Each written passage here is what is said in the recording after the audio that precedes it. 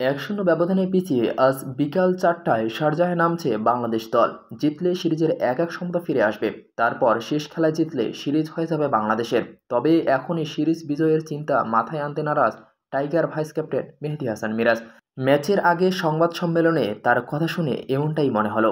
তাদের ভাবনা সিরিজ বিজয়ের আগে সিরিজের সমতা ফিরিয়ে আনাই প্রথম কাজ। মিরাজ বলেন, দেখেন, যেহেতু আমাদের সুযোগ আছে, একটা ম্যাচ হেরেছি, এখনও ২টা ম্যাচ বাকি আছে।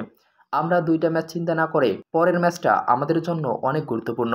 যেহেতু আমরা একটু পিছিয়ে আছি, যেহেতু একটা ম্যাচ খেলেছি এখানে। এই সিরিজের আগে বাংলাদেশের সর্বশেষ ওয়ানডে সিরিজ খেলেছিল মার্চে ঘরের মাঠে শ্রীলঙ্কার বিপক্ষে। এই বিষয়ে মিরাজ বলেন, লম্বা সময় পর ওয়ানডে খেলছি। আপনি দেখেন, ৭-৮ মাস আগে আমরা খেলেছিলাম।